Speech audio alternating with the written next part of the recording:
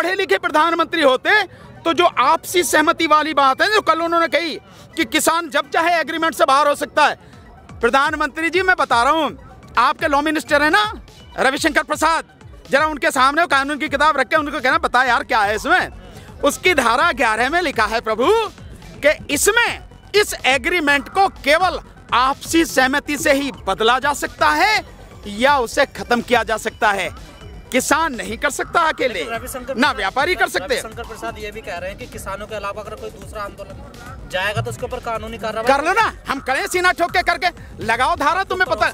अरे होने से क्या फर्क पड़ता है यार, मैदान जंग में है यार, इनसे कौन घबराता है। 1998 में मेरे पास मुकदमा, मेरे खिलाफ मुकदमा हुआ 21 साथियों के खिलाफ, 5 साल बाद सरकार ने वापस ले लिया। इससे क्या फर्क पड़ता है?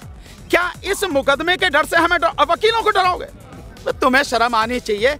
वकील अगर डर गया तो फिर कैसे काम चलेगा? जितना तुम में दम हो, आपके माध्यम से चेतावनी दे रहा हूं, प्रधानमंत्री जी तुम में, तुम्हारे लॉ मिनिस्टर में, तुम्हारे गृह मंत्री में जितना दम हो उतनी कोशिश कर लो, जितने चाहो मुकदमे लगा दो, लेकिन तुम हमें इस आंदोलन का हिस्सा बनने से, इस आंदोलन में संघर्ष करने से, अपने साथियों के साथ खड़े होने से नहीं रोक सकते। हम जीवन के अंतिम सांस तक लड़ेंगे। ना ना, कानून हम कहाँ समझे? कानून तो मोदी जी समझे। जो मोदी जी ये कह रहे थे ना कि भाई इसमें किसान की फसल अगर बर्बाद हो जाएगी तो किसान की फसल बर्बाद होने पर भी व्यापारी किसान को उसकी कीमत देगा। मोदी जी जरा मैं तो आपको याद दिलाए दे रहा हूं, ये गन्ना किसान देश भर के, इनका 15,683 करोड़ 15,683 करोड़ पिछले 2 साल से पड़ा है। इसमें 12,000 करोड़ पिछले सालों का है, बकाया अब का नए साल का। आप ये नहीं दिलवा सके अभी ने, आप अभी तक ये नहीं दिलवा पाए, तो आप जो बाकी और चीजें कर रहे हो, भड़काने और ये वाली बातें, उनका कोई मतलब नहीं। पहले तो आप 2022 में मिलेगा ना सर? किनको? सब कुछ 2022 में सारी योजनाएं सरकार। हाँ मिलेगा। 2022 में जब मोदी जी की सत्ता जमीन से उखाड़ के फेंक देंगे तब जरूर किसानों को मिलेगा, पक्का मिलेगा। प्रधानमंत्री ने आज एक बात और कही, कल उन्होंने कहा कि दिल्ली में कुछ बैठे लोग मुझे लोकतंत्र पढ़ा रहे हैं। अरे आपको तो कुछ पढ़ाने की जरूरत नहीं है, आप तो पेट में ही पड़ के पैदा हुए थे, क्योंकि 35 साल तो आपने जो भीख मांग के खाया है नहीं है, और पता नहीं कब आपने चाय बेची, कब आपने MA और BA कर ली। जो गृह मंत्री इनकी डिग्री दिखा रहे दिल्ली यूनिवर्सिटी की। तो ये जो सारी चीजें हैं, लोकतंत्र हमें पढ़ाने की या आपको पढ़ाने की जरूरत नहीं है।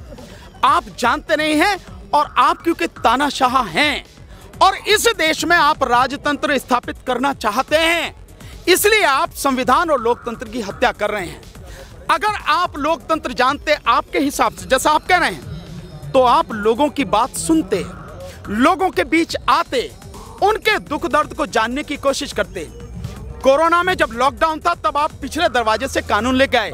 आपने किसी किसान से, आपने किसी किसान संगठन से और राज्यों से कोई आपने सलाह मशवरा नहीं किया।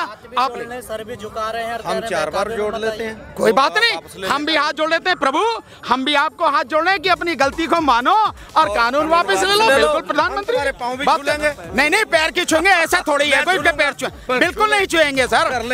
तानाशाह व्यक्ति जो देश को बर्बाद करने पर तुला हुआ है, आप उसके पैर छूने की बात छोड़िए, देश उनको सम्मान कर रहा है, यही बड़ी बात है। पैर छूने का मतलब ही नहीं है। सरकार इसलिए भी नहीं सुन रही, उसे हमारी वोटों की जरूरत नहीं है, क्योंकि उनके पास वोट छापने वाली मशीन है, EVM, every vote for Modi. आपने देखा ना, तो क्योंकि EVM है इसलिए आपकी और हमारी वोटों की जरूरत नहीं है।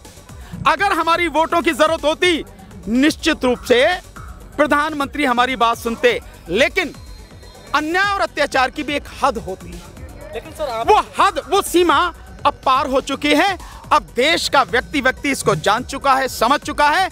अब आपकी इन झूठी बातों में, बरगलाने वाली बातों में कोई नहीं आएगा, और अब उसका लक्ष्य केवल एक ही है, देश को बचाना, और उसके लिए तीनों कानूनों को वापस करवाना, MSP को कानून बनाना। लेटेस्ट अपडेट और हमसे जुड़ने के लिए सब्सक्राइब करें हमारा चैनल स्क्रिप्ट पास और नोटिफिकेशन के लिए दबाएं बेल आइकन। और हाँ, आपको हमारा ये वीडियो कैसा लगा कमेंट्स में जाकर अपनी राय जरूर बताएं।